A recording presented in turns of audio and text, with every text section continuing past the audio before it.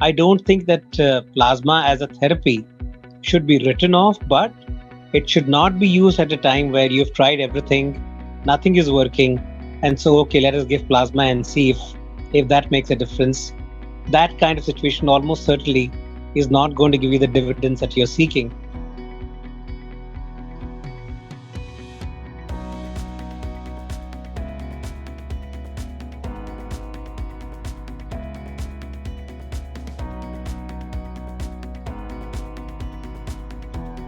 Yeah, so look, plasma, as I'm sure you're aware, is part of the component of the blood of patients who have suffered from COVID and recovered, and therefore they have the antibodies in their system that will ensure that these antibodies can be purified or at least separated from blood and given to other patients who may not be as lucky in recovering from COVID.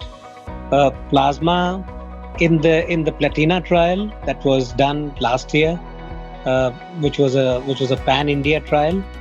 The results of the Platina trial were quite encouraging, but in the overall picture of the COVID of last year, there didn't appear to be any survival benefit of plasma at that time, and that's why it did not get incorporated as a mainstream therapy.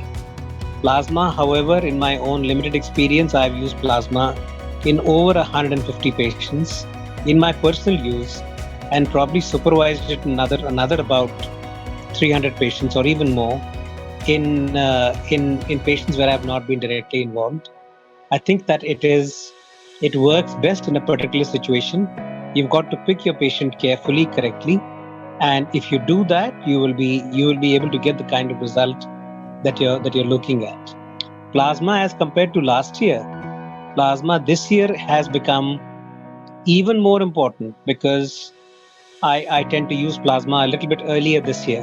I tend to start plasma once I know that this is the high risk category of a patient who is likely to go into complications. I tend to give the plasma in the initial time as early as possible. And as of now, all over the world, there are about, I think, 400 centers that are still doing work on plasma and finding that in their own limited capacities, they're having very encouraging results. So I don't think that plasma as a therapy should be written off, but it should not be used at a time where you've tried everything, nothing is working, and so okay, let us give plasma and see if that makes a difference. That kind of situation almost certainly is not going to give you the dividends that you're seeking. But otherwise, if you select your patient carefully, plasma still works, is working as we speak now as well. So yes, I think plasma, as time goes on, we will probably know more about plasma, but it is something that can be used with a lot of benefit in patients who've got COVID.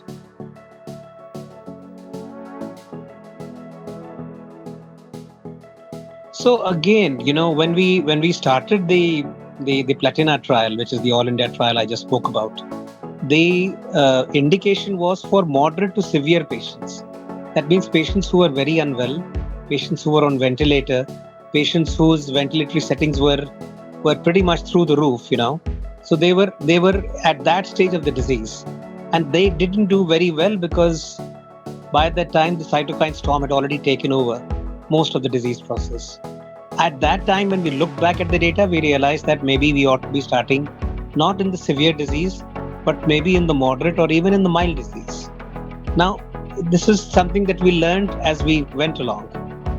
So in the initial maybe 5 or 10, maybe a dozen patients, we did not get the success that we were looking for.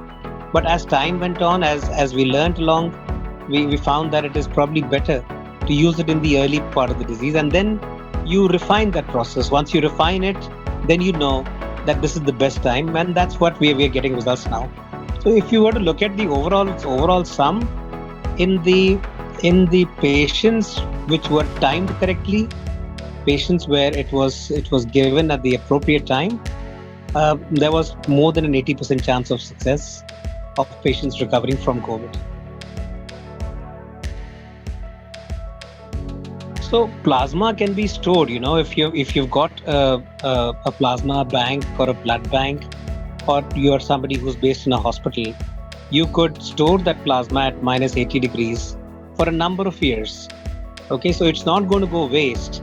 I think that anybody who has been infected with COVID or recovered from COVID must donate plasma. It's almost like a national duty. We must have a few thousand liters of plasma available because COVID is not going anywhere. Uh, this is not the end of COVID anytime soon, and this is not the last epidemic that we are going to see. So we will need the use of plasma in some variant or the other, and parts of plasma, if they can be separated, we are going to need all of that as time goes on. So I think there is a need for having maybe a few tons of plasma, and I'm saying tons as a figure of speech. But I don't think is there an upper limit of how much plasma we need? I don't think so. I think plasma is going to be something that we are going to be using for a number of reasons in the future, and that everybody who has been affected by, of course, there are some exclusions, like pregnant women can't donate. There are some exclusions where people can't donate, but other than that, anybody who has had COVID and who can donate plasma must go ahead and donate plasma.